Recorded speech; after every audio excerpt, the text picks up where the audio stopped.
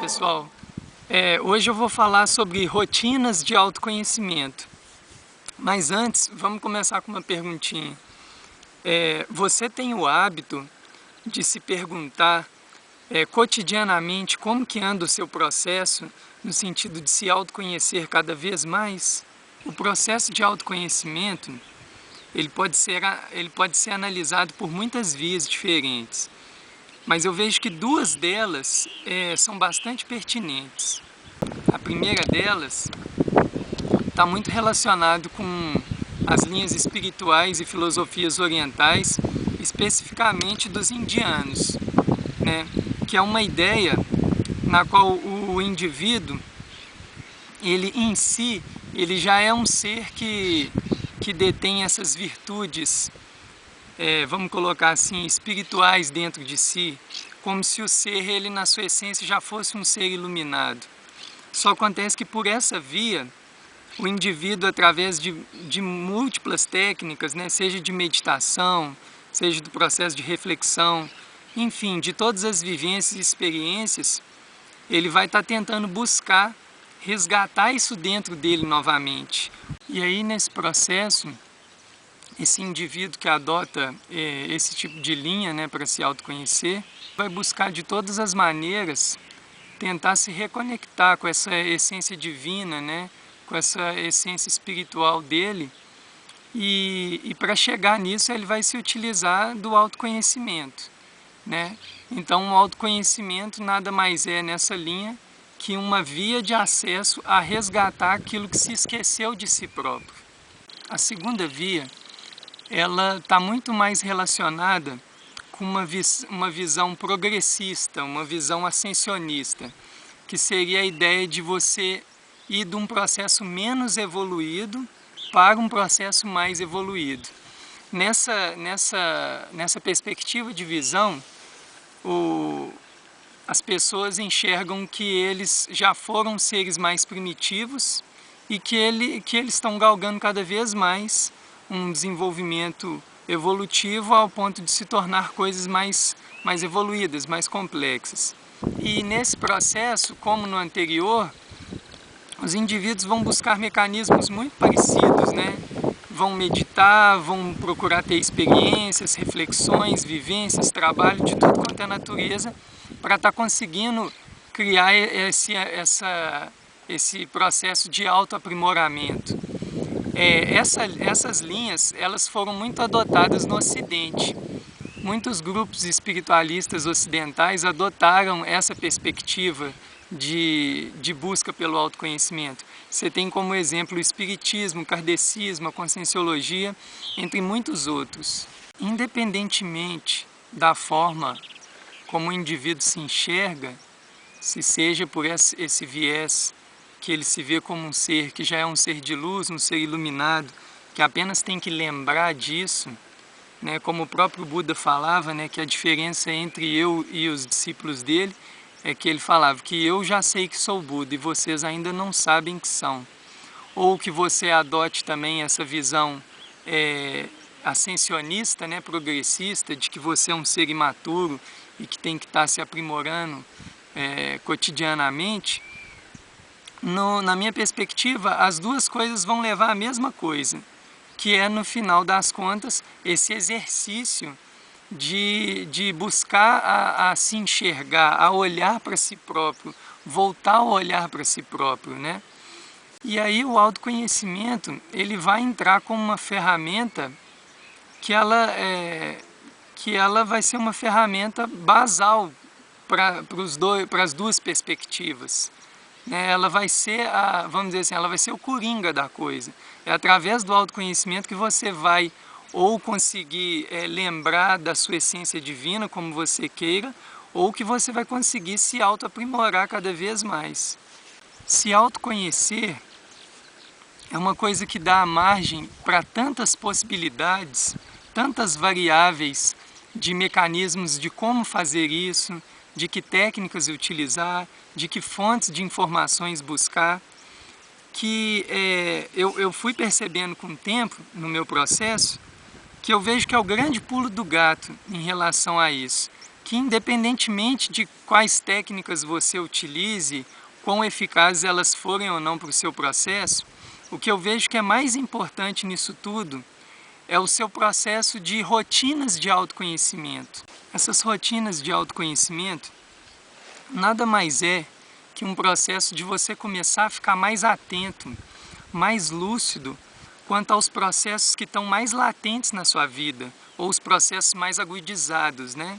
E que muitas vezes vão ser os indicadores para te mostrar que realmente algo ali tem que ser feito, algo ali tem que ser mudado, né? Alguma reflexão mais profunda sobre aquilo tem que ser exercida naquele momento, para justamente você mudar de patamar, né? Você não ficar mais naquela zona de conflitos internos por justamente não tá se dedicando a olhar para si próprio, a ficar atento quanto às próprias questões que estão mais te incomodando naquele momento.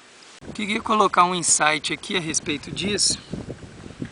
Como a maior parte das pessoas ainda não estão buscando ou mesmo priorizando conhecer a si próprias, muitas vezes essas buscam saber mais um monte de coisas que nada dizem a respeito delas próprias, e a maioria então, ao ter uma questão existencial mais aguda, simplesmente vai deixando passar.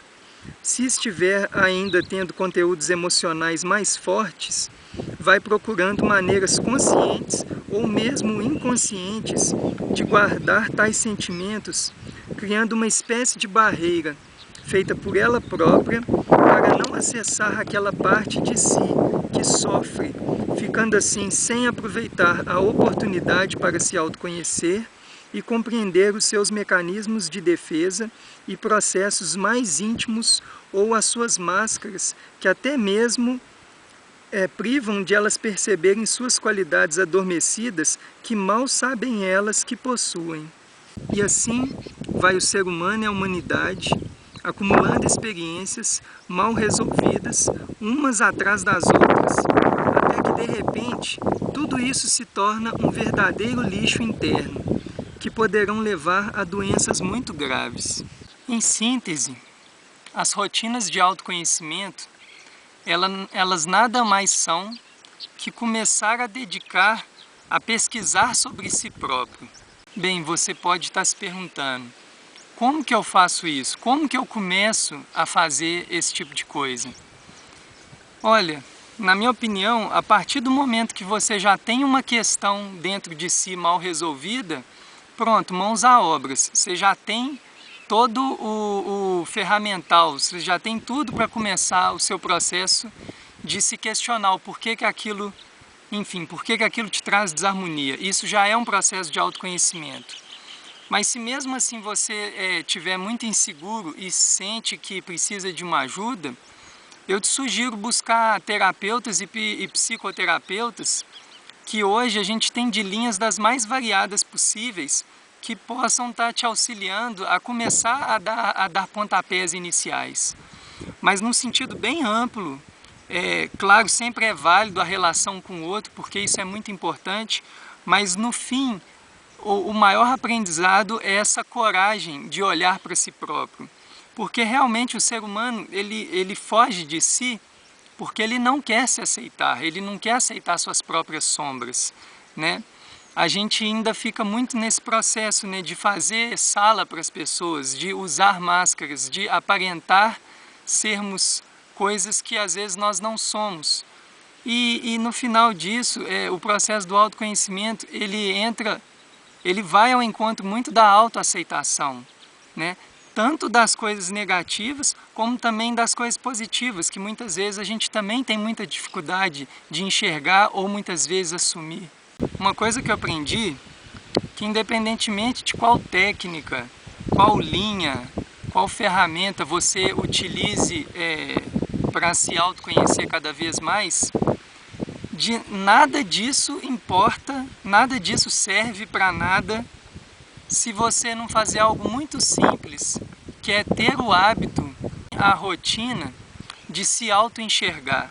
Essa rotina de ficar realmente se autovasculhando, vendo o que precisa ser consertado, analisando os próprios sentimentos, por que eles estão manifestando de uma forma ou de outra.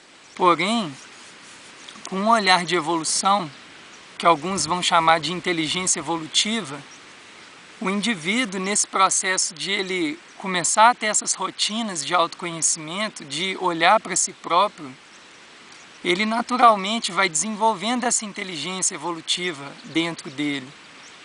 Tudo à sua volta começa a ser ressignificado através da evolução.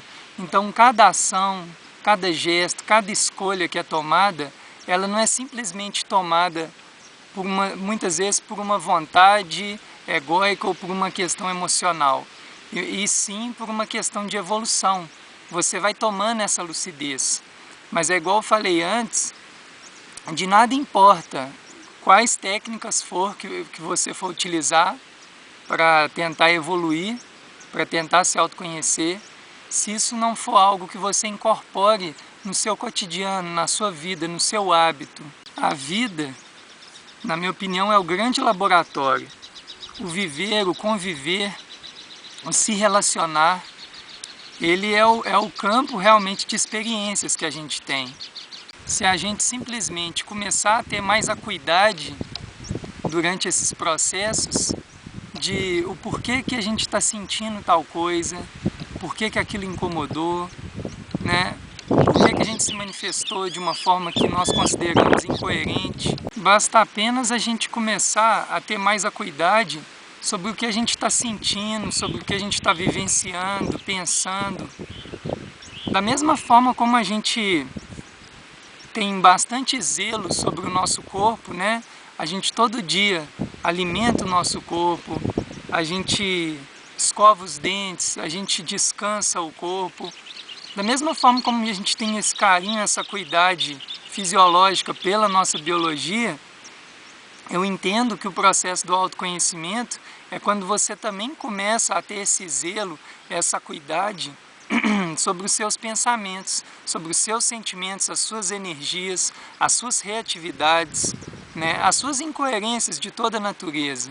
Enfim, da minha forma de entender, o autoconhecimento é o único caminho de a gente conseguir realmente acessar o que há de mais profundo dos nossos sentimentos, pensamentos, energias e lembranças em relação a nós próprios, né? Quem realmente nós somos.